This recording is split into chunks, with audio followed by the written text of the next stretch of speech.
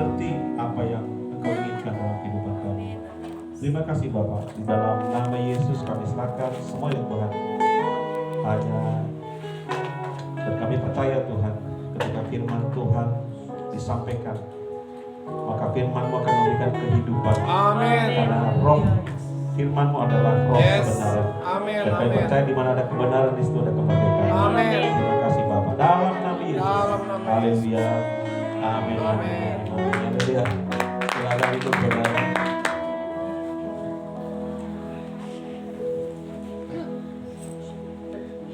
Shalom, shalom. Shalom. Apa kabar saudara? Luar biasa. Iya. Ada banyak WA masuk hari ini, banyak yang minta izin nggak hadir. Ada yang kurang sehat, kurang fit, ada yang berhalangan hadir. Tapi terima kasih sudah menginfokan ya. Jangan tidak hadir tanpa ada pemberitahuan apa-apa. Baik, hari ini saya ingin membahas atau kita akan belajar bersama-sama mengenai kualitas pelayan Tuhan. Shalom, Ibu Bapak baru mulai Halo Mbak Dwi. baru mulai juga ya. Pada ini Jadi kita akan belajar mengenai kualitas pelayan Tuhan. Nah, saya bertanya dulu, menurut saudara kira-kira di mata Tuhan itu ada nggak sih kualitas A 1, 2, 3, 4, atau di mata Tuhan semua pelayan Tuhan tuh sama kualitasnya? ada. Ada ya? Ada. Ada nggak? Ada ya? Siapa yang bilang? Ada Pak, ada grade A, grade B, grade C, grade D. Atau dia bilang, ya di mata Tuhan, yang penting semua pelayan Tuhan tidak ada kualitas, tidak ada grade A, grade B, grade C, semuanya sama semua. Menurut saudara yang betul yang mana? Ada. Ada ya? Siapa yang bilang tidak ada? Ada kan pelayan Tuhan kualitas 1, kualitas 2, kualitas 3, kualitas 4? Atau sama semua? Pelayan Tuhan itu kualitas sama? Ada? Ada. Ada ya? Siapa yang bilang ada?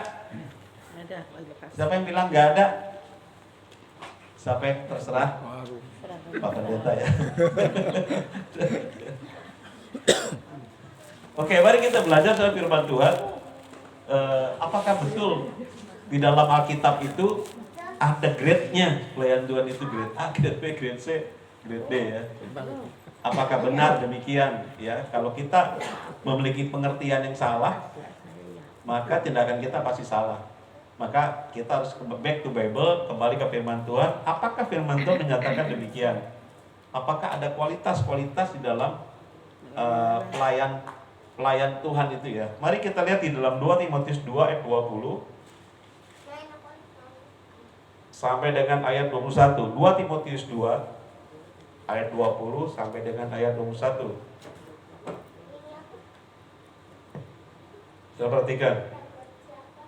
Dalam rumah yang besar bukan hanya terdapat perabot dari emas dan perak, melainkan juga dari kayu dan tanah.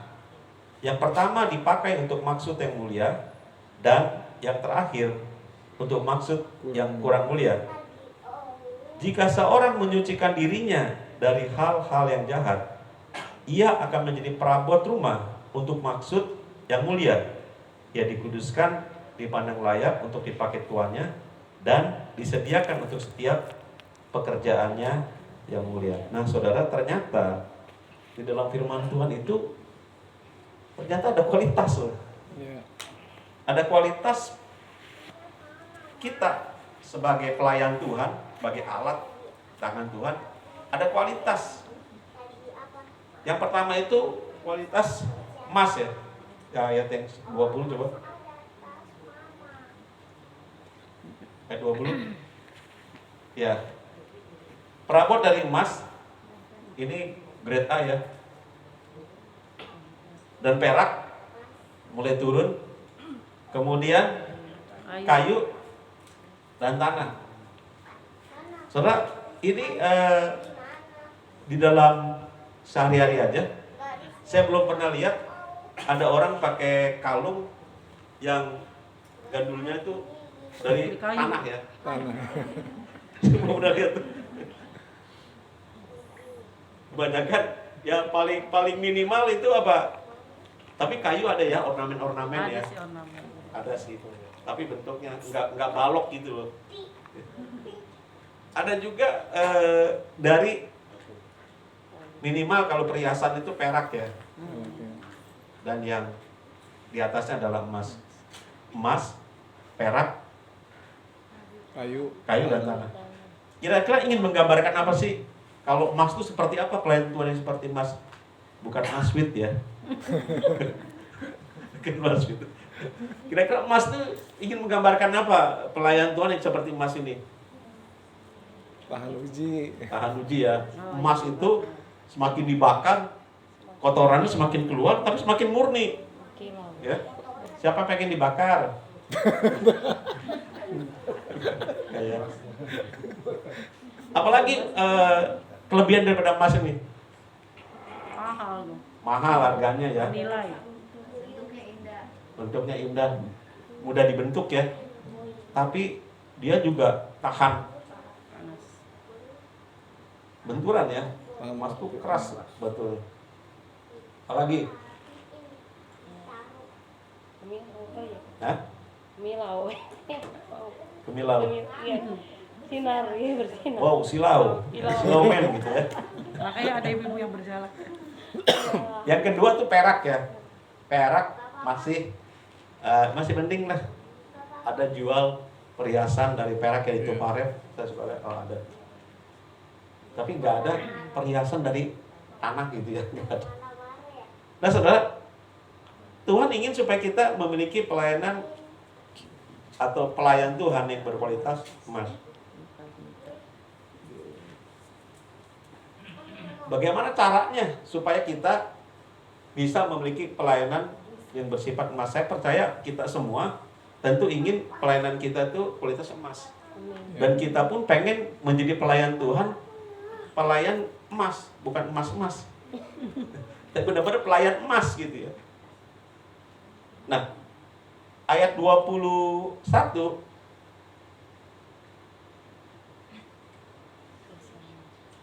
sebelum ke ayat 21 ke Amsal 22 ayat 29 dulu coba. Amsal 22 ayat 29. Amsal 22 ayat 29. Pernahkah engkau melihat orang yang cakap dalam pekerjaannya? Di hadapan raja-raja ia akan berdiri, bukan di hadapan orang-orang yang hina.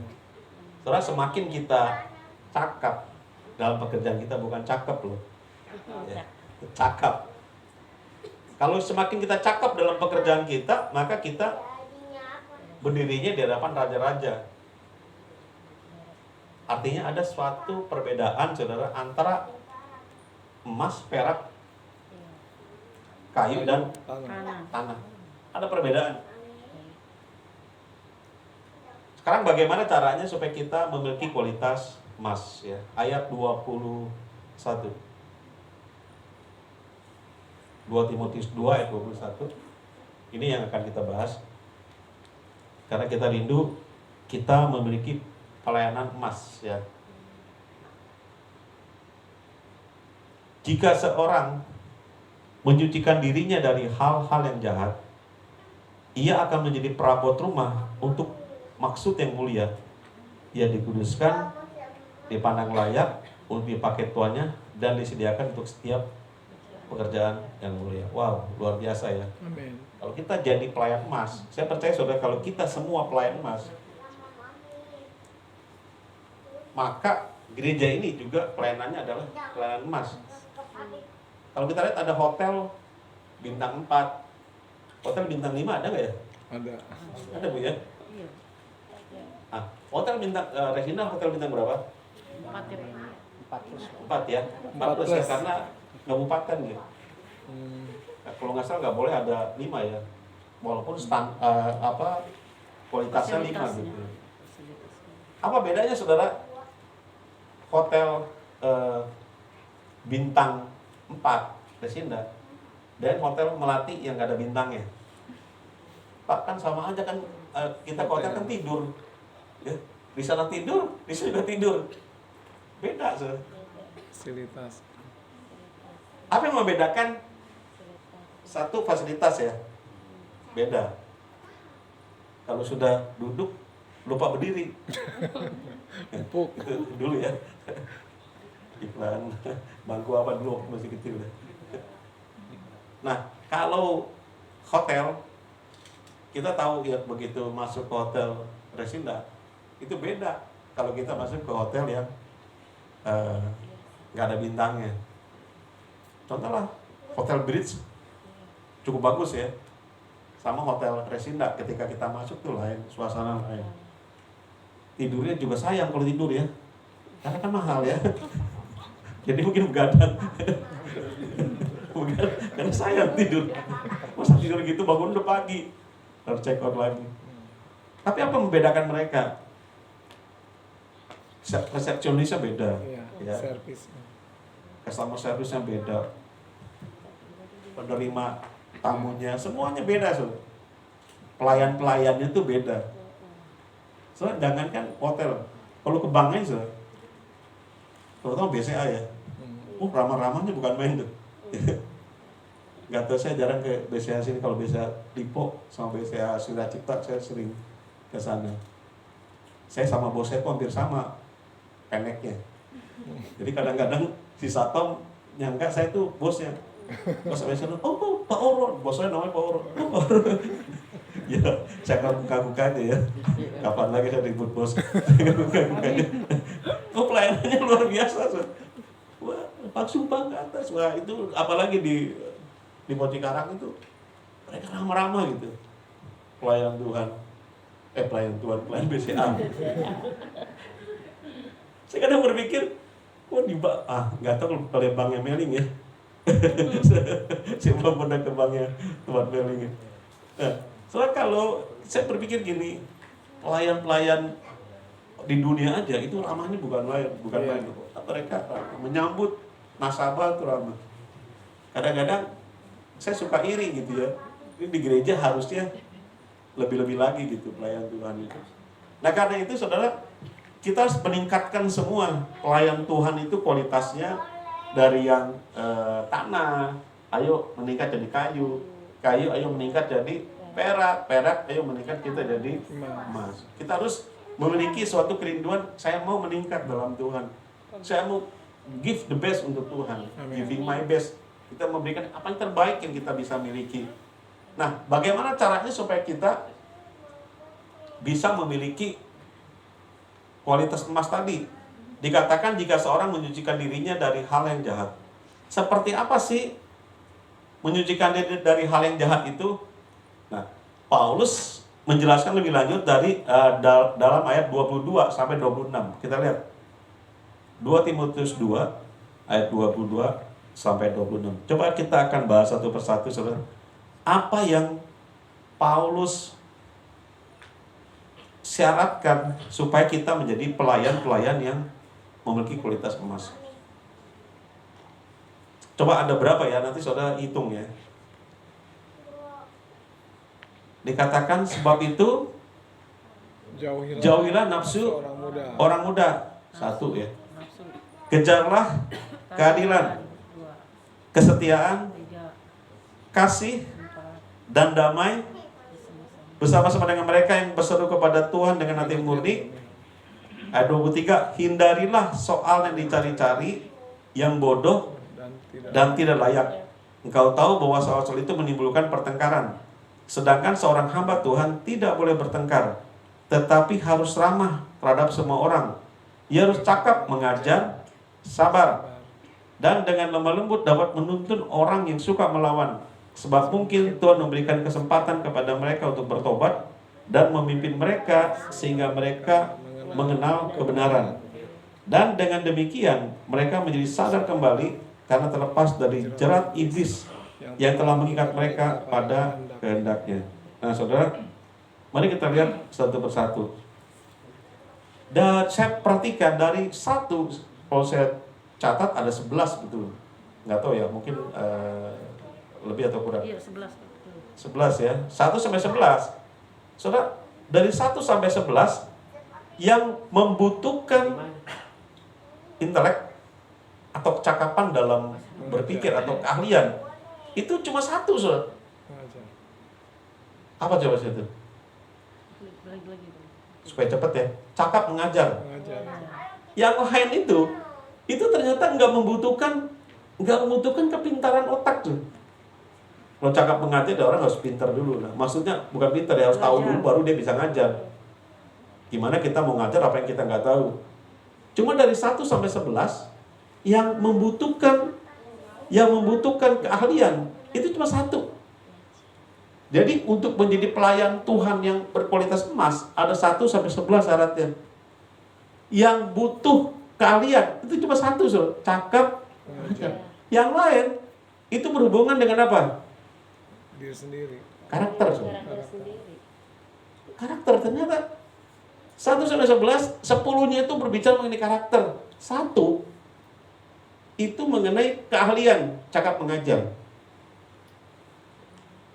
Saudara, jadi ada kesempatan buat kita ya, untuk menjadi pelayan yang berkualitas emas. Mungkin kita nggak pintar gitu. Aduh, saya nggak pintar Pak, pendidikan saya. Tapi yang Tuhan tuntut bukan pintar. Yang Tuhan tuntut adalah karakter kita. Ketika kita memiliki karakter 1 sampai 11, 1 sampai 10, karena yang satunya itu adalah cakap mengajar, 1 sampai 10 itu bicara mengenai karakter, maka kita bisa mengupgrade diri kita dari perak kepada emas, dari tanah kepada kayu. Apa untungnya saudara kalau kita memiliki kualitas emas? Oh banyak, saudara. Banyak kegunaannya, banyak berkatnya, baik kepada jemaat maupun kepada diri kita sendiri. Nah, mari kita lihat satu-satu. Yang pertama, jauhi nafsu orang muda. Emang ada nafsu orang tua? Kenapa di situ dikatakan jauhi nafsu orang Muda. Kalau kita ada nafsu orang tua dong. Apa itu nafsu orang muda?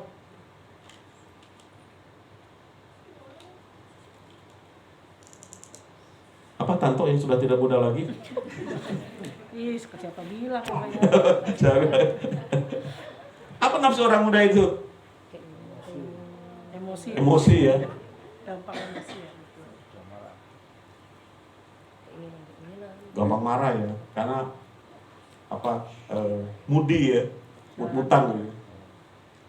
Gak berpikir panjang. Iya. Namanya juga anak muda ya. Gak berpikir panjang. Oke lah, dan seterusnya ya. Jauhi nafsu Orang muda. orang muda seperti itu.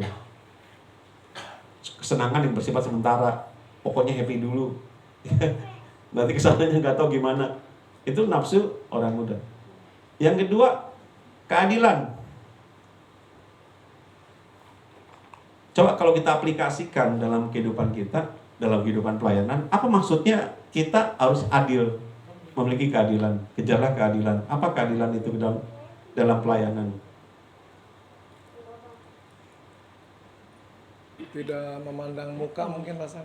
Iya, Kesetaraan, menganggap sama. iya, bagus ya. Jadi adil ya, kita sebagai pelayan Tuhan harus adil, tidak boleh berat sebelah ya. Kita adil, tidak memandang muka, tidak memandang harta. Jangan sampai nanti seperti yang Yakobus katakan, jikalau ada orang datang dengan cincin emas, ya, kemudian disambut. Apalagi ada hamba Tuhan yang kalau khotbahnya itu lagi ya, nyindir pendeta terus ya. Kalau orang kaya katanya keluar dari mobil hujan dipayungin gitu ya. Kalau orang miskin keluar dari beca nggak dilihat. Ya. Kebetulan pendetannya nggak ngelihat ya. Ada hamba Tuhan kalau khotbahnya itu lagi ya.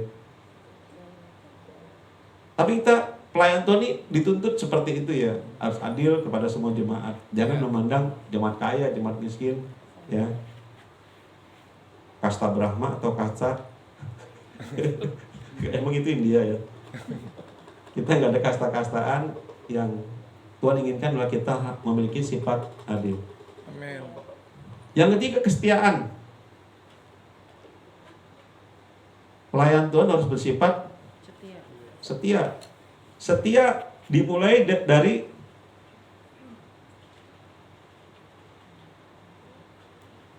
lingkungan terkecil kita mana? Keluarga. Keluarga, rumah tangga. Kita kalau nggak setia sama istri kita, gimana kita bisa setia sama pekerjaan Tuhan? Sampai tidur tiap hari aja nggak setia. Kalau kita nggak setia sama suami kita, gimana kita mau melayani Tuhan? Soalnya kesetiaan ini, faithfulness ini penting sekali. Orang yang nggak setia, soalnya, maka itu sifatnya akan terbawa-bawa di pekerjaan kita. Kalau orang setia sama nggak setia lain. Makanya nama saya orang tua ingin supaya saya setia dan jaya. Tapi memang kesetiaan ini teruji oleh Waktu. apa, Pak? Pencobaan. Setia. Waktu, Kalau waktu ya sih. kesempatan, dan yang ketiga dana.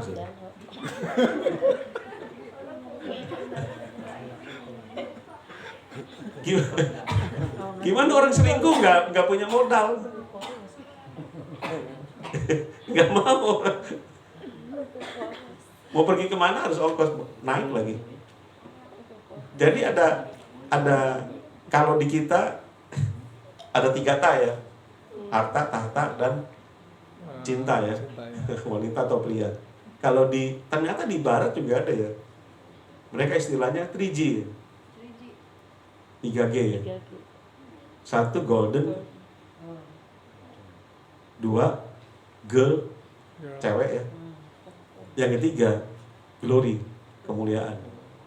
Ini hamba Tuhan ini diuji oleh 3G ini, glory atau girl atau gold, golden nih. Tapi kalau orang memiliki kesetiaan, saudara, kesetiaan itu diuji oleh waktu. Dulunya setia, tapi belum tentu kesananya. Saya pernah sampaikan, ada teman saya seperti itu. Dulu setia waktu masih di daerah, begitu pindah ke Kerawang, berubah. Kemudian istrinya ditinggalkan, dia merit lagi. Pendetanya sama istrinya datang waktu itu kantor. Ya kita nggak bisa apa-apa karena kemauan si orang ini, si cowok ini sendiri yang mau meninggalkan istrinya itu. Kesian. Tadinya setia, pada waktu nggak ada apa-apa. Tapi begitu ada kesempatan, ada dana, ya sudahlah. Kemudian yang keempat, kasih dan damai. Hamba Tuhan harus memiliki kasih, dan juga hati kita harus memiliki kedamaian. Bagaimana kita melayani Tuhan, melayani jemaat kalau hatinya gak damai? Jadi kalau menerima tamu, aser. Coba kalau habis berantem sama suami atau sama istri, baru diomelin sama suaminya atau diomelin sama istrinya, terima tamu. Kira-kira gimana, Pak? Sebelum. Baru di situ.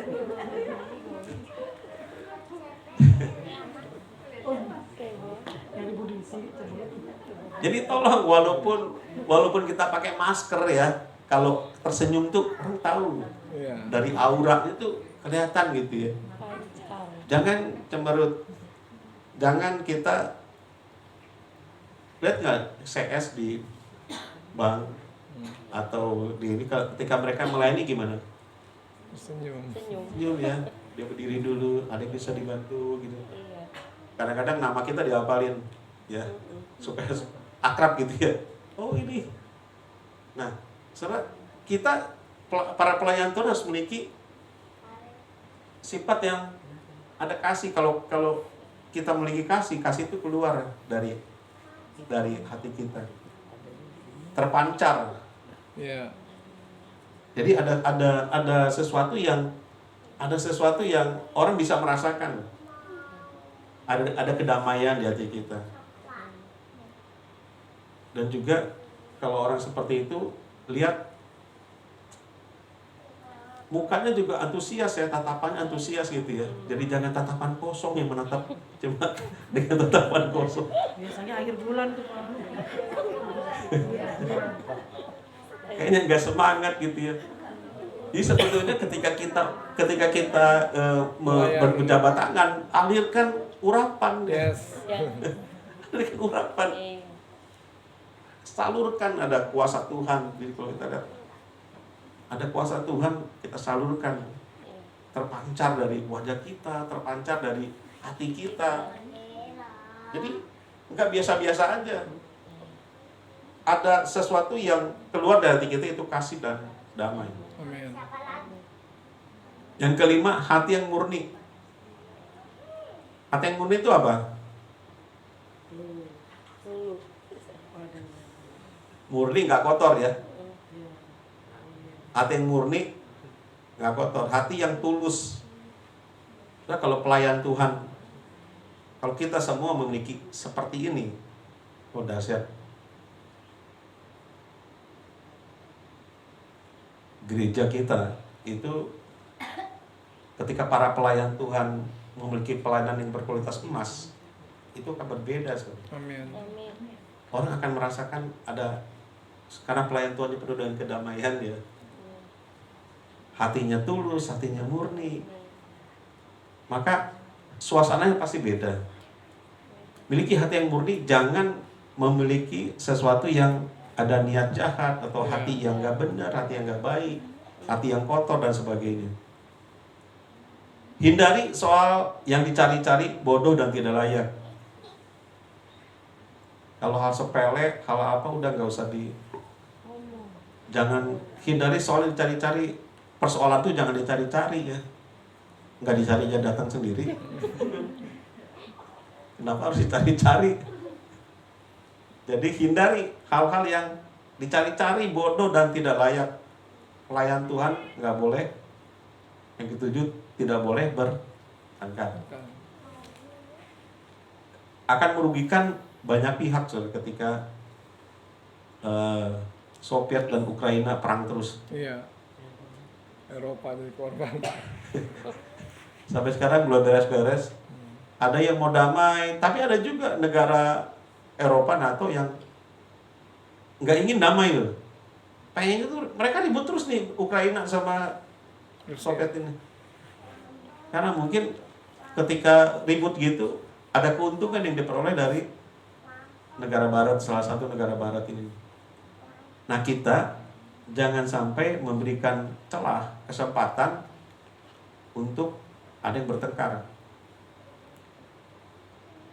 Karena kerasa nanti atmosfernya tuh jadi beda. Kalau hati kita penuh dengan kejahatan, hati kita nggak benar, pikiran kita juga udah jadi nggak benar, kemudian hatinya dendam, hatinya pahit dan sebagainya, itu mempengaruhi atmosfer secara roh. Iya. Makanya hamba Tuhan tidak boleh berdengar. Ingat Mazmur 133. Iya.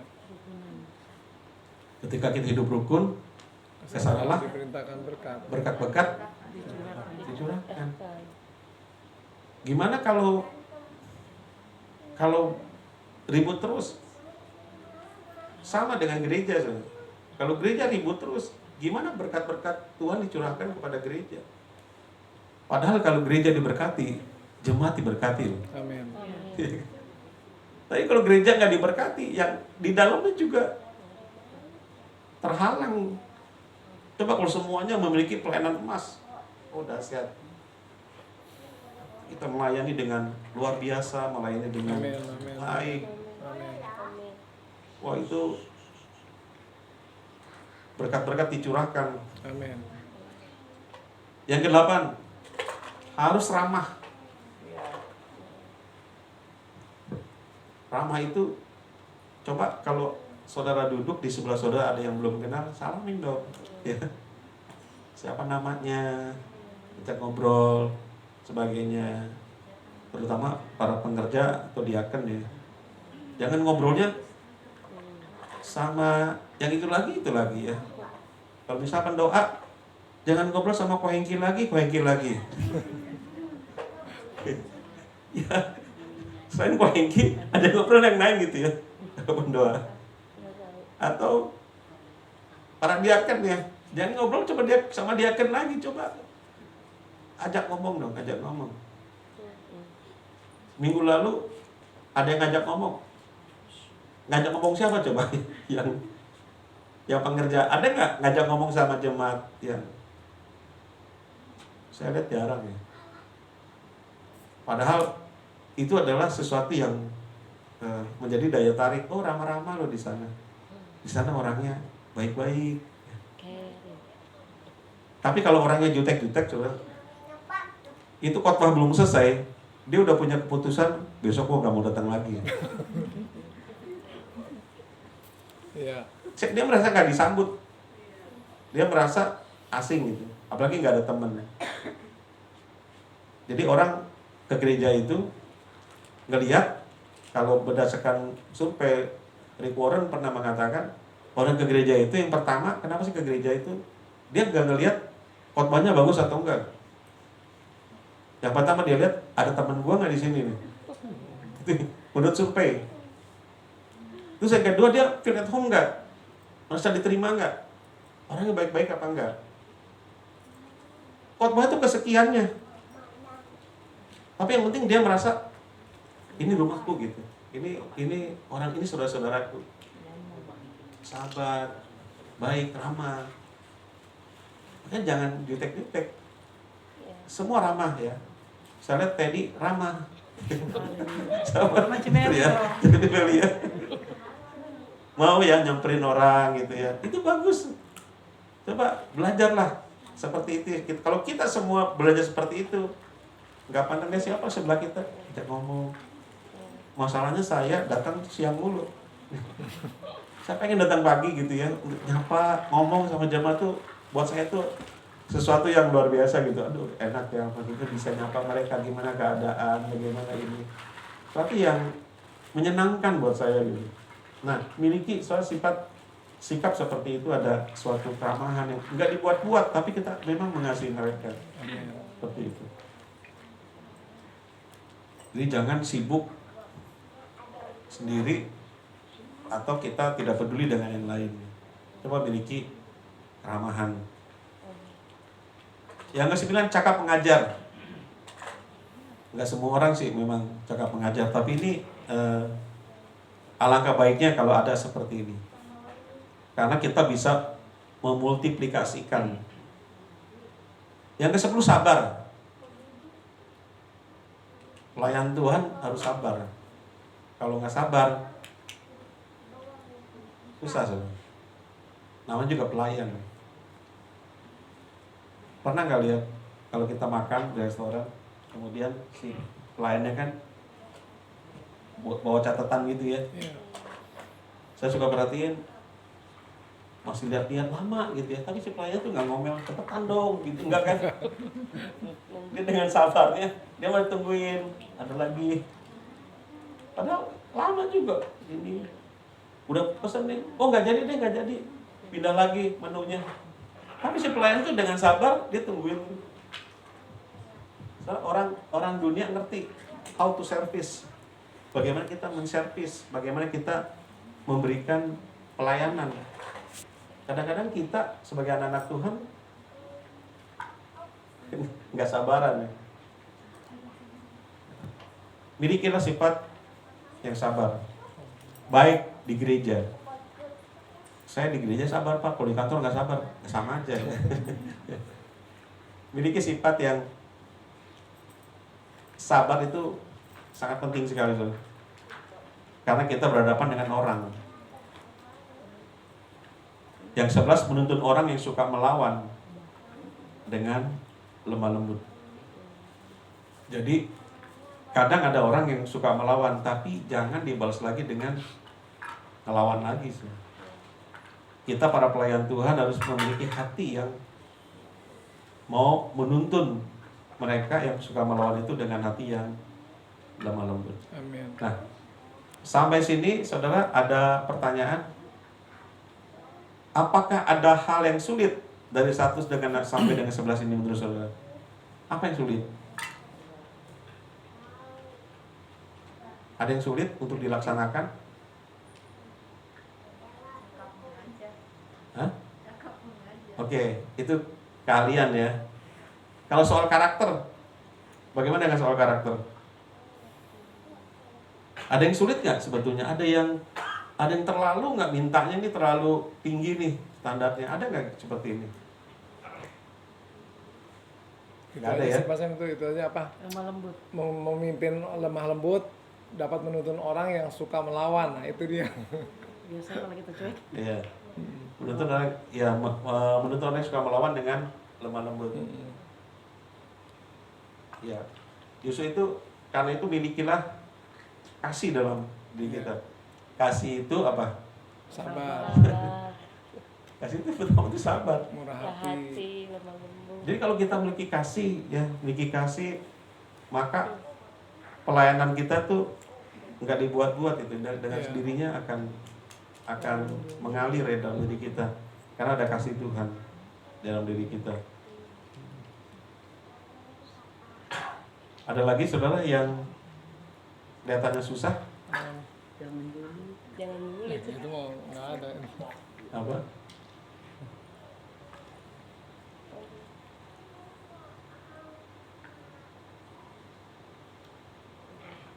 Sekarang mari kita bandingkan.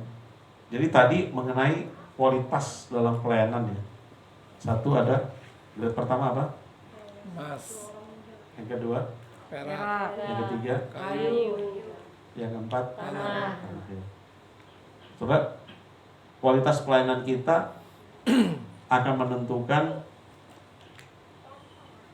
kualitas hidup kita, maksudnya kualitas diri kita akan menentukan pelayanan kita. Kalau kita memiliki kualitas emas dalam hidup kita, maka yang keluar dari pelayanan kita juga emas. emas. Kita nggak bisa melayani dengan kualitas emas, sementara diri kita Kualitas kayu. kualitasnya kayu. Nah makanya Paulus memberikan nasihat lagi kepada kita. Coba kita lihat dalam 1 Korintus pasal 3 ayat 10. Ini bagaimana caranya kita membangun diri kita. Kalau tadi itu kualitas mengenai pelayanan kita. Kualitas diri kita itu ada emas, perak, batu permata,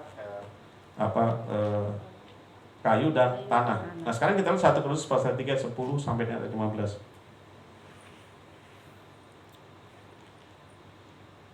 1 Korintus 3 ayat 10. Sesuai dengan kasih karunia Allah yang dianugerahkan kepadaku, aku sebagai seorang ahli bangunan yang cakap telah meletakkan dasar dan orang lain membangun terus di atasnya. Tetapi tiap-tiap orang harus memperhatikan bagaimana ia harus membangun di atasnya. Jadi ini berbicara mengenai membangun, bukan mengenai dasar ya. Iya. Ayat 11. Karena tidak ada seorang pun yang dapat meletakkan dasar lain daripada dasar yang telah diletakkan, yaitu Yesus Kristus. Entahkah orang membangun di atas dasar ini dengan emas, perak, batu permata, kayu, rumput kering, atau jerami. Sekali kelak, pekerjaan masing-masing orang akan nampak. Karena hari Tuhan akan menyatakannya. Sebab ia akan nampak dengan api, dan bagaimana pekerjaan masing-masing orang akan diuji oleh api itu. Jika pekerjaan yang dibangun seorang tahan uji, ia akan mendapat upah. Jika pekerjaannya terbakar, ia akan menderita kerugian. Tetapi ia sendiri akan diselamatkan, tetapi seperti dari dalam api. Jadi saudara, ini adalah bagaimana kita membangun kehidupan kita di atas dasar yang telah diletakkan. Dasarnya adalah Kristus. Nah, bagaimana seseorang membangun di atasnya itu kita harus memperhatikan bagaimana kita membangun. Kembali Paulus membuat kualifikasi. Jadi nggak sembarang membangun kehidupan kita. Yang pertama, membangun dengan emas. Membangun dengan perak, batu permata, kayu, rumput kering, atau jerami. Ada kemiripan ya. Kalau tadi bicara mengenai pelayanan, karena berbicara mengenai perabot itu alat. Kalau ini adalah bagaimana kita membangun diri kita nih. Kita membangun dengan emas, apakah dengan perak, batu permata, kayu, rumput kering atau jerami. Bagaimana? Apa maksudnya membangun dengan emas? Kembali lagi, emas adalah barang berharga yang tidak murah, mahal.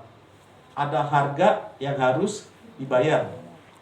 Saudara, kalau kita ingin membangun hidup kita, maka bangunlah dengan emas. Artinya ada harga yang harus kita bayar untuk membangun diri kita. Apa harga yang harus dibayar? Waktu kita. Baca firman, berdoa, saat teduh. Itu adalah harga yang harus dibayar. Dan itu adalah emas. Kita beribadah, memberi yang terbaik untuk Tuhan, itu adalah emas. Mahal. Orang kalau memperoleh emas, itu harus keluar uang yang cukup banyak untuk dapat emas itu. Artinya kita harus bayar sesuatu. Sama dengan kehidupan kita. Kalau kita mau kualitas emas, kita harus berani berkorban. Kalau kita ingin mendapatkan sesuatu yang lebih, tetapi dengan cara yang sama, menurut Albert Einstein, kita adalah orang yang bukannya bodoh, gila katanya. Jadi pengen dapat yang lebih, tapi cara yang sama, nggak bisa. Kalau kita pengen emas, bayar harga dong. Ada sesuatu yang kita rubah. Harus kita rubah cara hidup kita, cara kita mengikut Tuhan, cara kita mengiring Tuhan, cara kita melayani Tuhan. Harus mau berubah. Kalau kita mau kalau kita mau membangun di atas dasar emas atau perak, lebih rendah lagi, batu permata, kayu nggak usah mahal-mahal kan untuk dapat kayu. Kemudian apalagi rumput kering, gratis di pinggir jalan tuh banyak rumput kering. Apalagi jerami. Jadi saudara, sekali lagi, semua adalah pilihan. Kita mau membangun hidup kita di atas dasar apa, itu pilihan kita. Kalau kita, tapi janji Tuhan gini, kamu lihat orang cakap katanya tadi kan dalam pekerjaannya, maka dia akan berdiri di hadapan raja-raja. Saya pernah baca satu buku, dia orang profetik. Ketika dia belum menjadi orang profetik, belum mendapatkan itu dari Tuhan, maka dia pelayanan biasa-biasa saja. Tapi ketika dia mendapatkan pengurapan profetik itu, karunia profetik, kemudian dia mulai mengasah, kemudian naik, kemudian dia melayani bukan hanya orang-orang biasa, tapi dia melayani presiden juga. Dipanggil sama presiden, dipanggil sama kepala negara di sebuah negara tertentu. Dia bilang, apa yang firman Tuhan katakan itu betul. Jadi, ya contohlah gembala pembina kita ya, Pak Niko Bagawan dulu sebelum, ketika dia biasa-biasa aja, ya biasa. Tapi begitu dia intim sama Tuhan, dia dekat sama Tuhan, kemudian levelnya udah bukan level persekutuan doa yang biasa-biasa, tapi udah bangsa-bangsa. Firman Tuhan itu pasti digenapi. Siapa yang cakap dalam pekerjaannya, ia akan berdiri di hadapan raja. Nah, saudara masih pada muda nih. Saudara masih muda. Masih banyak kesempatan yang saudara bisa ubah, saudara. Masih banyak kesempatan yang saudara bisa raih. Amin. Amin. Amin. Kami yang udah manula Enggak. cuma bisa mendorong, memberikan inspirasi, memberikan dorongan. Untuk apa? Ini yang masih muda-muda banyak di sini. Kejar. Engkau akan berdiri di hadapan raja-raja. Engkau akan jadi berkat bagi banyak orang. Amin. Amin. Saya masih ingat ada seorang hamba Tuhan berkata gini, kalau Anda seorang WL, belajar dong lagu-lagu baru, belajar dong caranya nge-WL gimana dengan baik. Nanti saudara akan banyak diundang. Tapi kalau cuma itu aja, siapa orang mau undang?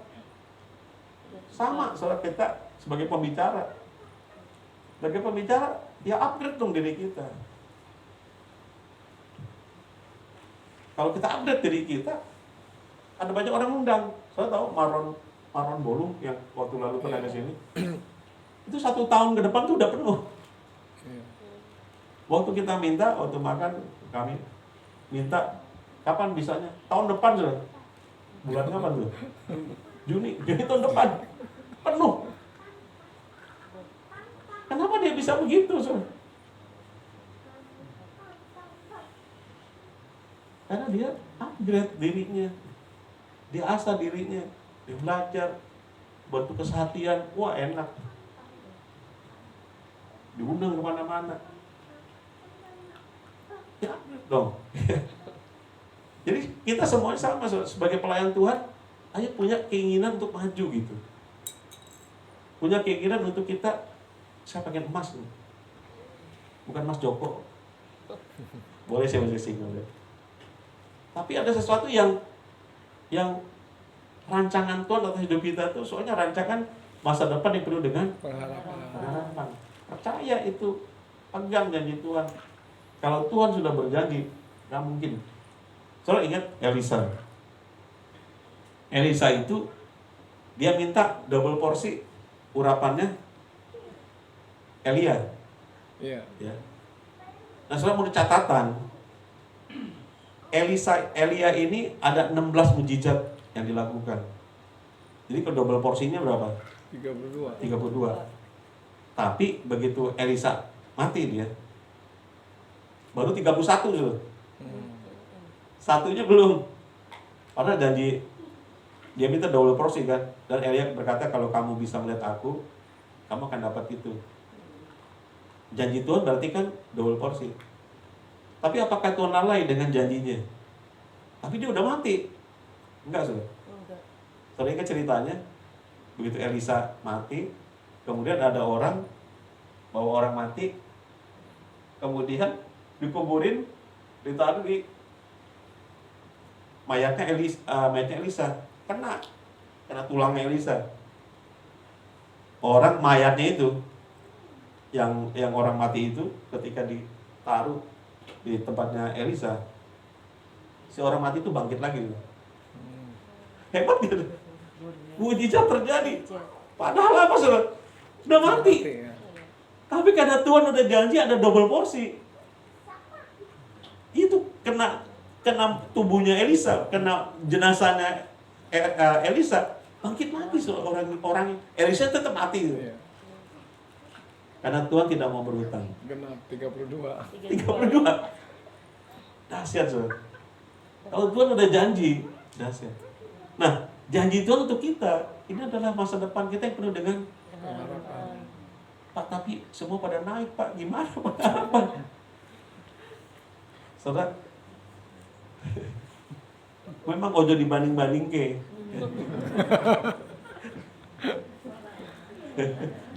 Ojo dibanding-banding. Tapi saudara tahu nggak? Gimana sih Farel itu?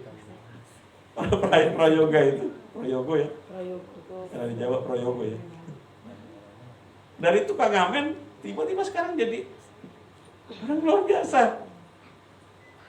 Susah nggak? Orang dunia aja bisa, Pak. Kalau Tuhan mau buat mujizat, itu nggak bisa ada yang batasi. Yes, amin. Bagaimana narapidana? bisa jadi Perdana Menteri. Ingat cerita Yusuf? Iya. Dalam sekejap, kamu sekarang jadi orang nomor 2. Siapa yang nyangka? Nggak ada yang mustahil di hadapan Tuhan. Amin. Amin. Tapi Tuhan tuh ngasih syarat loh. Kalau kamu mau jadi pengen emas, kualitas emas, hidup kamu dia bangun di atas dasar emas, ya ikuti dong yang tadi 1-11. Jangan, Pak, saya mau emasnya aja, nggak mau proses 1-11, nggak bisa. Kita harus mau masuk dalam suatu proses 1-11 itu. Maka kita akan mencapai emas itu. Amin. Amin. Kita yang para orang-orang tua nggak selamanya juga bisa melayani. Saya nggak selamanya juga jadi senior pastor di sini. Kali waktu kan pasti tua. Mungkin udah lupa nanti. Ini siapa ya? Enggak. Mungkin udah lupa. Ayatnya di mana? Nggak selamanya. Saya bisa bayangin nggak? Kalau kita nggak mempersiapkan generasi di bawah kita, gereja ini mau kemana nantinya? Iya. Nah, tapi kalau generasi yang di bawah kita itu nggak prepare dengan baik dirinya, maka gereja ini kualitasnya kualitas jerami, kualitas kayu, kualitas tanah harus miliki dari sekarang. Harus memiliki suatu kerinduan, saya mau gereja ini jadi gereja emas. Amin. Kualitas emas diri kita memiliki kualitas emas, dibangun di atas dasar emas. Nanti saudara akan lihat kalau kita belajar dari sekarang memiliki kualitas mentalitas seperti itu, kesananya luar biasa. Amin. Gereja kita akan dipenuhi oleh anak-anak muda yang berkualitas emas. Amin. Yes. Anak-anak sekolah minggu, ini guru sekolah minggunya saya nggak ada. Soalnya anak sekolah minggu itu sama, dia belum ngerti Tuhan Yesus itu siapa. Yang dia ngerti guru sekolah minggu saya seperti apa. Anak sekolah minggu ke gereja bukan karena melihat Tuhan Yesus, tapi melihat guru sekolah minggunya. Ketika guru sekolah minggunya itu menyenangkan anak-anak, bisa membawa anak-anak itu rajin ke gereja. Tapi ketika melihat guru sekolah minggunya galak, kemudian tidak peduli, tidak menyenangkan dan sebagainya, anak-anak malas. Tapi milikilah suatu sikap kita mau memberikan yang terbaik, give the best kepada Tuhan dan kepada sesama. Sama. Kalau saudara lihat ibadah itu ada 2, beribadahlah kepada Tuhan Allahmu. Iya. Satu lagi, ibadah yang sejati itu adalah apa? Persembahkan. Mengunjungi Oh janda. Ini. Yang miskin, orang miskin, ya janda-janda. mengunjungi janda-janda. Ini yang gimana? Tapi bukan Ayu Ting Ting yang dikunjungi. Mengunjungi janda-janda. Artinya kenapa janda-janda yang dalam kesusahan? Artinya mereka nggak bisa ngasih apa-apa gitu. Iya. Orang lagi susah, kesusahan. Artinya pelayanan kita harus ada ketulusan. Amin. Itu maksudnya seperti itu. Iya. Harus tulus. Oke, baik. Sampai sini ada pertanyaan, saudara?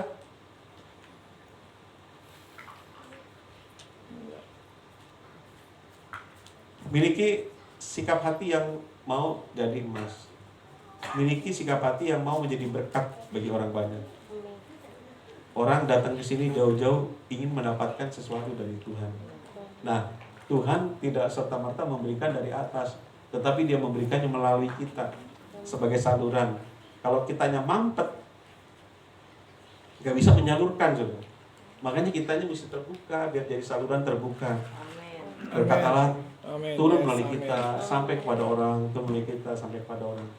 Mungkin kita nggak bisa memberkati secara jasmani, materi, Amin. tetapi kita bisa memberkati mereka dengan doa kita, dengan keramahan kita, dengan kesabaran kita.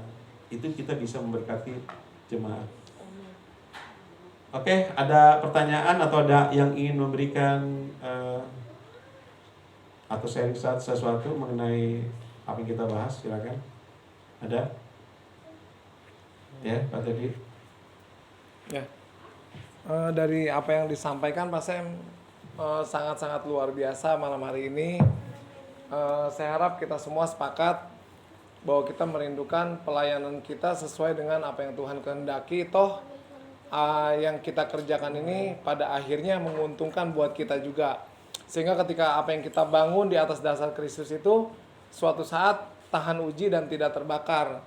Artinya tidak akan menyulitkan buat diri kita ketika kita nanti suatu kelak apa yang kita bangun itu diuji. Nah, saya punya satu gambaran gini Pak Sam. Ini juga apa yang saya dapat dari Pak Sam mengenai bagaimana kita bisa membagikan kasih, membagikan kesabaran kita terhadap yang lain, membagikan sukacita kita terhadap yang lain, berbagi apapun kepada yang lain kalau kita sendiri tidak memiliki. Nah, mungkin satu hal yang saya rasakan begini Pak Sam, ketika kita menerima segala sesuatu itu bentuk contoh malam hari ini, jujur saya nggak melihat secara kacamata Pak Sam yang melayani gitu ya, tetapi saya melihat Kristus lah yang melayani saya malam hari ini. Nah, ketika itu saya melihat itu rasanya dengan mudah gitu Pak Sam, sesuatu yang Pak Sam bilang tadi, ada sesuatu yang mengalir dalam diri kita dan itu kita salurkan. Nah, itu seperti itu Pak Sam yang saya dapat beberapa bulan ini, yaitu mempermudah saya untuk mengalami Kristus dan berbagi tentang kasih Kristus itu kepada sesama gitu. Itu aja Pak Sam. Ya. Jadi memang Rasul Yohanes berkata, inilah kasih itu, bukan kamu yang mengasihi Allah, tetapi Allah yang mengasihi kita. Jadi kita harus bisa merasakan kasih Allah terlebih dahulu, baru kita bisa memberikan kasih itu. Kalau kita nggak bisa merasakan kasih Allah, bagaimana kita mau membagikan kasih Allah itu? Makanya gereja kita itu tidak mendorong orang-orang itu untuk mencintai Tuhan terlebih dahulu, tapi kita mendorong supaya jemaat itu merasakan kasih Tuhan terlebih dahulu. Soalnya ketika jemaat merasakan kasih Tuhan terlebih dahulu, maka nggak usah disuruh-suruh lagi. Mengasihi Tuhan dengan otomatis dengan sendirinya mengalir, ya, karena dia udah merasakan kasihnya dalam hidupnya. Oke, Pak Wid ada tambahan? Ayo Pak Wid. Ya Pak, bukan tambahan tapi pertanyaan gitu Pak. Ya. Oke. Ada hal-hal yang kami ingin tanyakan. Yang pertama mengenai pelayanan emas, perak, kayu dan tanah. Nah, kita sebagai pelayan, dari manakah kita bisa melihat bahwa pelayan itu adalah pelayan emas, perak, kayu ataupun tanah? Dari siapakah yang mengetahui bahwa pelayanan itu tingkatnya seperti itu?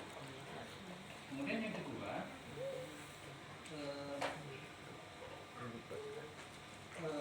dari sisi ya, yang kedua,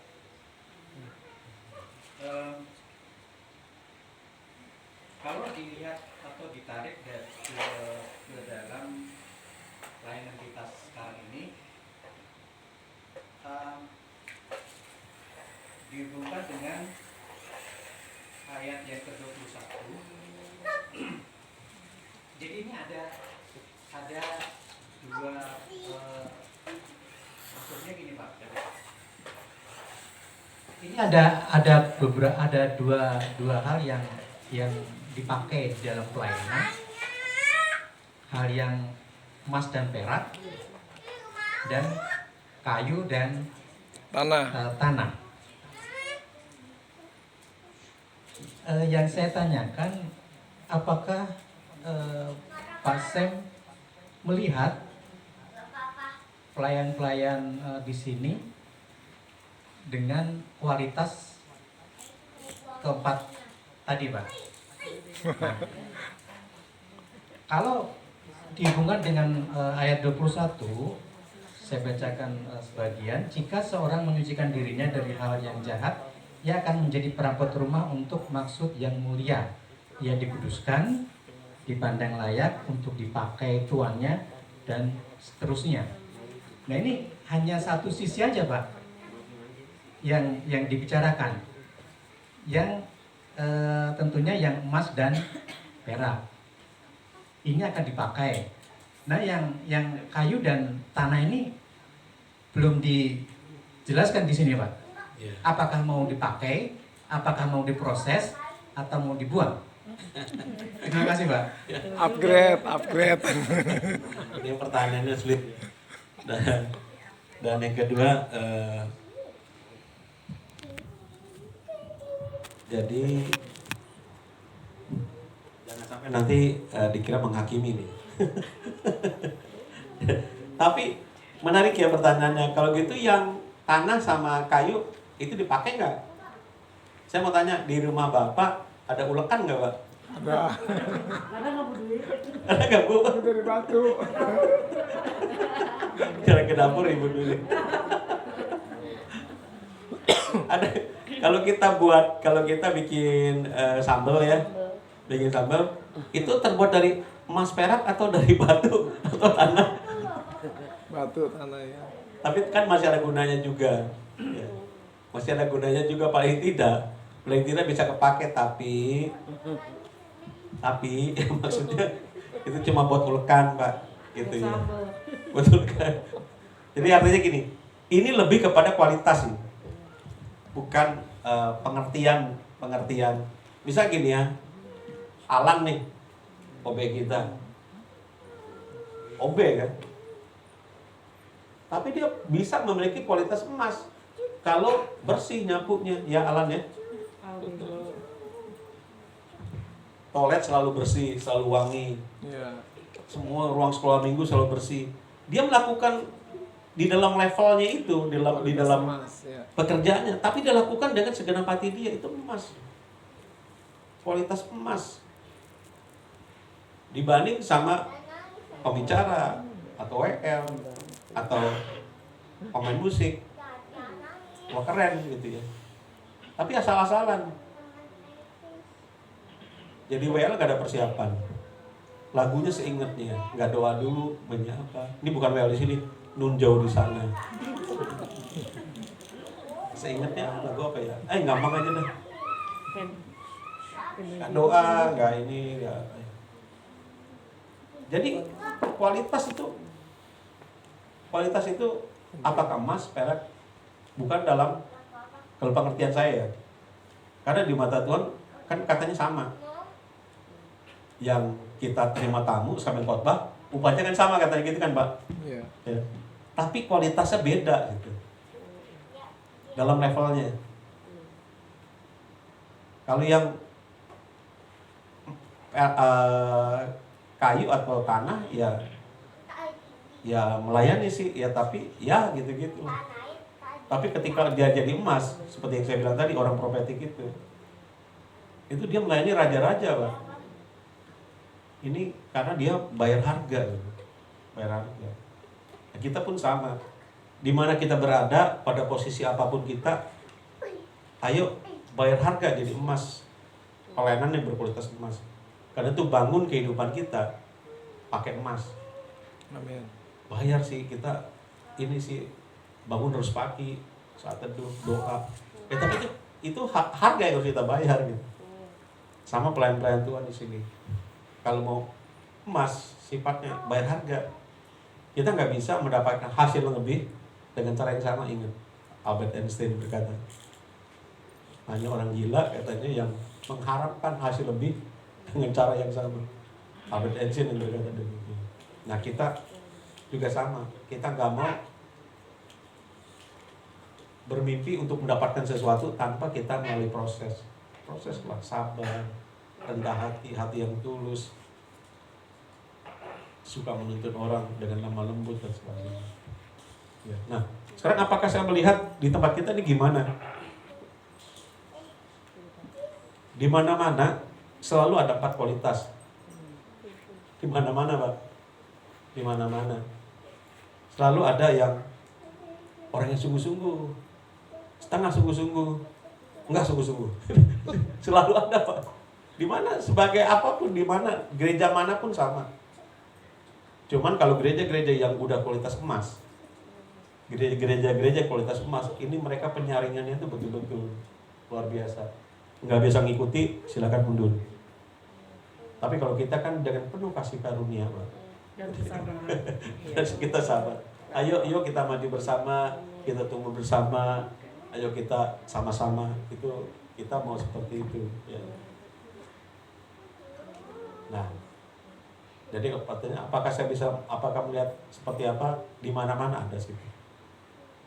Dengan tidak bermaksud untuk menghakimi ya. Tapi ya namanya orang kan nggak sama semua gitu. Tapi ayo kita maju untuk naik ke emas itu. Ya Pak ya? Atau ada yang mau sampaikan lagi? Ya, jadi yang menentukan kualitas itu siapa ya Pak? Sebetulnya hukum ya, artinya gini, itu patokannya kan sudah ada.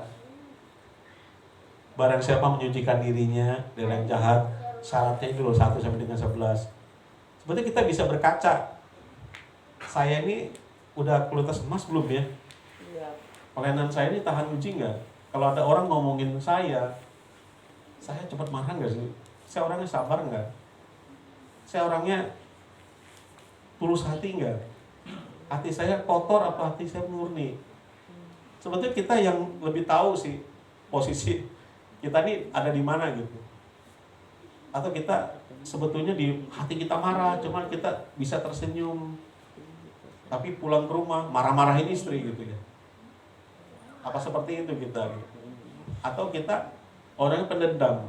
Di depan orangnya kita iya, tapi di belakang kita marah-marah sendiri. Nah, hati kita yang tahu sendiri gitu ya. Dan Tuhan tentunya. Nah, jadi kita siapa yang menentukan? Ya paling tahu Tuhan lah. Tapi kalau secara kasat mata kan kita bisa ngelihat mana orang yang sering marah, mana orang yang gak sabaran, mana orang yang suka melawan, mana orang kita bisa melihat lah. Cuman ketika kita melihatnya dari sudut pandang kasih, tetap kita memberikan kesempatan, ayo majulah. Yang dulu gak sabaran sekarang sabarlah. Seperti itu kan. Dorong untuk terus maju sama-sama. Oke. Ada lagi? Iya Pak. Iya. Saya cuman merasakan ya Pak. Kalau benar yang Pak Wit tadi tanyakan tuh, kita tuh akan menjadi emas. Apakah kita dinilai dengan orang? Apa kita merasa diri sendiri udah menjadi emas gitu loh? Dengan yang apa tadi Pak Sem katakan. Ini bukan saya lagi ini ya. Tapi benar memang harus bayar harga Pak. Itu luar biasa. Kalau contohnya saya di setiap hari Kamis ya Pak. Jam 3 tuh harus bangun Pak. Duduk dulu, berdoa.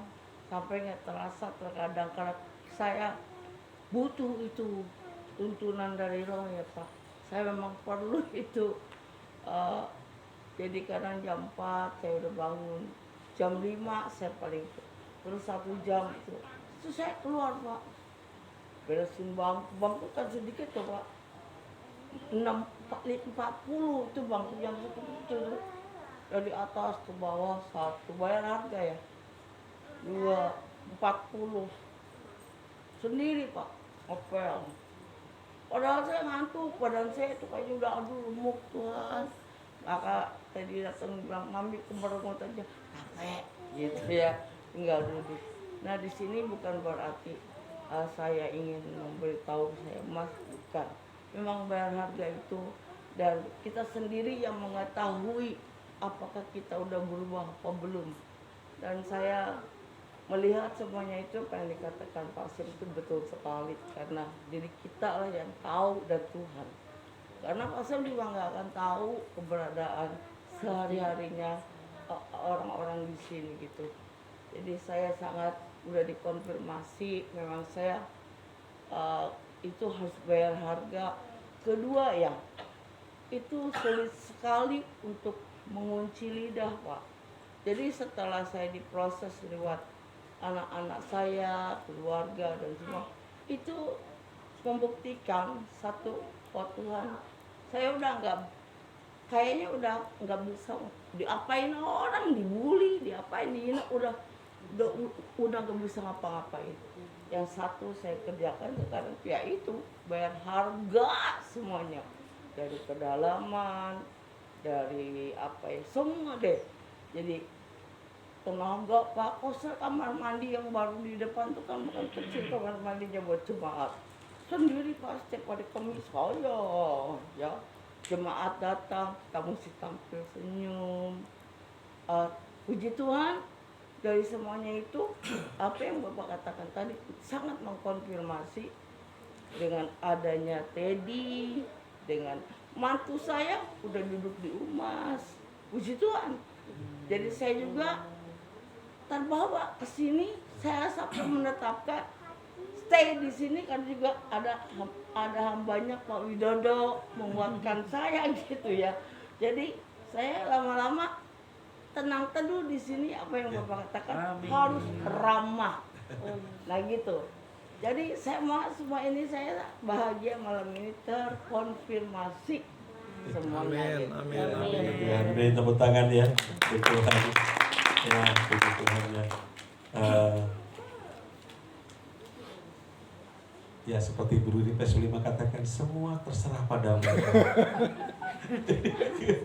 Kembali lagi terserah pada kita, apakah kita mau maju atau enggak. Tapi sebagai hamba Tuhan, sebagai gembala, ayo maju dulu. Yes, amin. Maju. Ketika kita maju, berkatnya bukan hanya untuk jemaat, tapi kita juga diberkati Tuhan. Amin. Percayalah, janji Tuhan tuh nggak pernah bohong, nggak pernah gagal. Elisa aja udah mati masih digenapi sama Tuhan, masih ingat Tuhan akan janji. Itu luar biasa. Oke, ada lagi anak-anak muda? Any question atau mau tambahkan?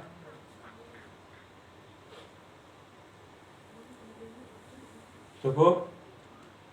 Oke, kalau cukup yuk kita akan tutup. Mari para pemusik sambil persema dijalankan.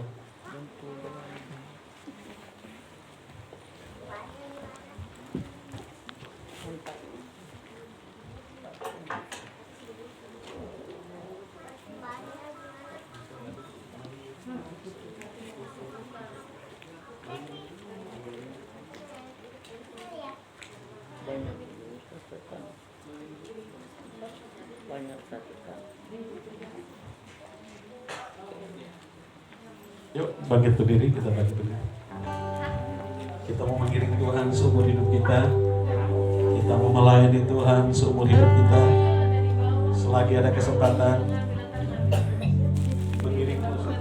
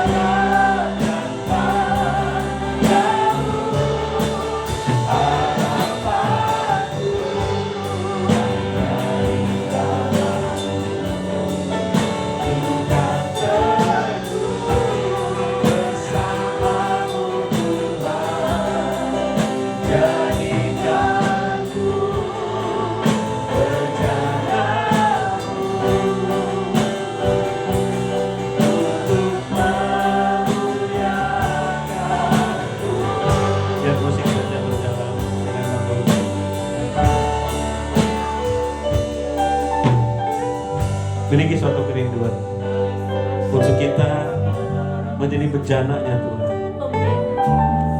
Bejana yang terbuat dari emas,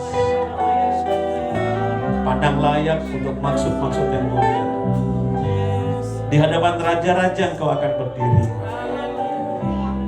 Tuhan akan membawa naik pelayanan kita, bukan turun. Tuhan akan menaruh kita di hadapan raja-raja untuk maksud yang mulia, pekerjaan yang mulia. Malam hari ini kita diingatkan kembali, ayo layani dengan emas. Miliki suatu kerinduan, aku mau yang terbaik Tuhan. Giving my best, memberi yang terbaik yang aku miliki. Hanya bayar harga, tapi Tuhanlah yang akan memberikan kau kekuatan untuk kita boleh melangkah melalui proses-proses yang Tuhan tuntun kita melewati proses demi proses. Ketika ada suatu niat dalam diri kita, kita pengen jadi emas, pengen memiliki pelayanan emas, pengen memiliki pribadi yang emas, maka Tuhanlah yang akan menuntun kita, memberikan kita kekuatan. Biarlah ini menjadi doa kita seumur hidup kita. Selagi kita masih diberikan kesempatan untuk hidup, mari layani Tuhan. Layanilah jangan dengan asal-asalan. Layani jangan bukan hanya sekedar melayani, tapi raihlah emas. Raihlah emas, itu akan dapat.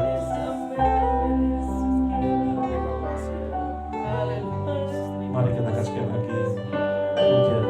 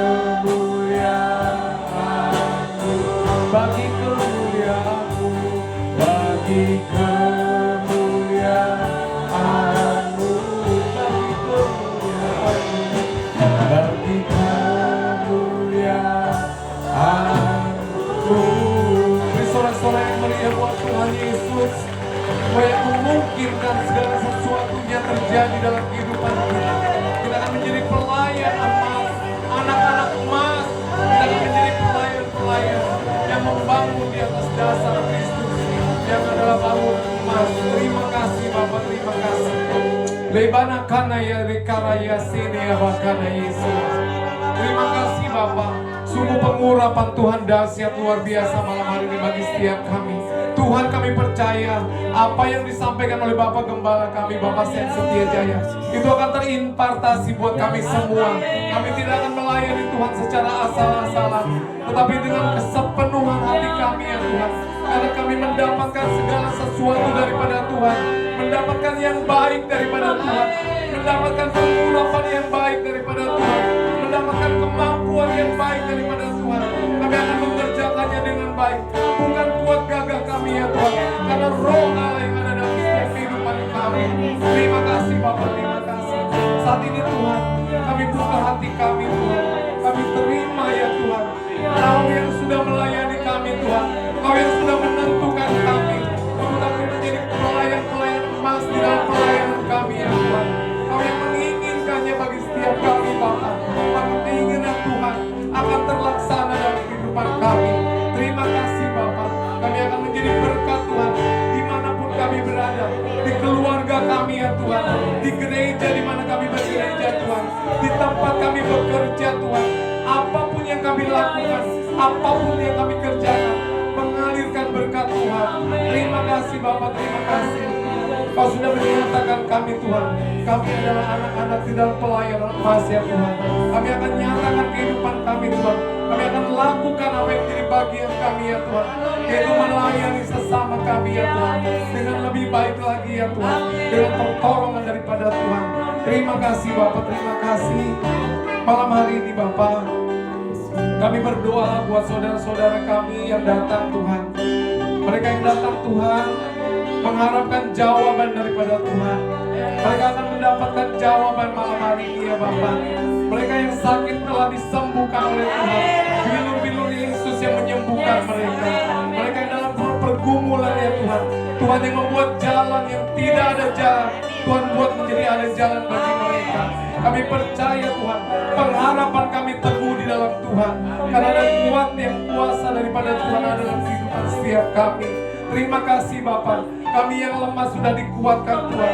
Kami berdoa secara khusus Tuhan buat Bapak Gembala kami, Bapak Setia Jaya Tuhan. Berikan kekuatan otoritas ya Tuhan yang baru Tuhan dalam kehidupannya Tuhan. Tubuhnya ya Tuhan, segala organ-organ tubuhnya Tuhan. Kami percaya Tuhan sanggup memperbaharui segala sesuatunya. Yesus sudah menderita bagi kami supaya kami menjadi berbahagia Tuhan. Yesus sudah sakit menderita bagi kami supaya kami menjadi sehat di dalam Tuhan. Terima kasih Bapak. Kami berdoa Tuhan, berikan kesehatan ilahi buat Bapak yang Gembala kami, Bapak Setia Tuhan. Berikan hikmat Tuhan yang ditambah-tambahkan selalu buat Bapak Gembala kami ya Bapak. Kami rindu Tuhan, kegerakan Tuhan terjadi di gereja kami Bapak. Terima kasih Bapak, terima kasih. Pelayanan emas terjadi di gereja kami. Anak-anak muda kami dibangkitkan Tuhan. Gereja kami yang telah dibangkitkan Tuhan. Segala perkara terjadi ya Tuhan. Segala perkara dinyatakan atas gereja kami. Pelayanan kami tidak asal-asalan Tuhan, tetapi ada Kristus yang ada di dalam kehidupan setiap kami Bapak. Terima kasih buat malam hari ini. Sekali lagi memberkati Bapak Gembala kami, keluarga Bapak Gembala kami, wakil Bapak Gembala kami ya Tuhan. Semuanya dalam kasih daripada Tuhan. Terima kasih Tuhan, terima kasih. Kami sudah diberkati Tuhan. Apa yang kami berikan Tuhan malam hari ini, kami percaya Tuhan memberkati setiap kami yang berikan Tuhan. Terima kasih Bapak, sebelum kami pulang dari tempat ini, kami rindu ya Tuhan setiap kami. Sekali lagi Tuhan, kami mau dilayani oleh Tuhan dengan Tuhan memberikan berkat atas setiap kami melalui Bapak Gembala kami. Terima kasih. Mari kita angkat kedua tangan kita, arahkan hati kita pada Tuhan. Pulanglah dan terimalah berkat. Amin. Berkat damai sejahtera, sukacita, kasih karunia dan anugerah yang berlimpah-limpah dari Allah Bapa kita, dari Yesus Tuhan kita, serta persekutuan yang indah dan manis dengan Roh Kudus menyertai saudara sekalian dari sekarang ini sampai Tuhan datang kedua kali, menjemput dari awan-awan yang permai bahkan sampai selama-lamanya. Yang telah diberkati kita katakan Amin. Terima kasih buat tim musik, sudah memberkati. Buat yang sudah berjeri lelah masak makanannya, titip, terima kasih. Ya masih ada, silakan mau nambah boleh.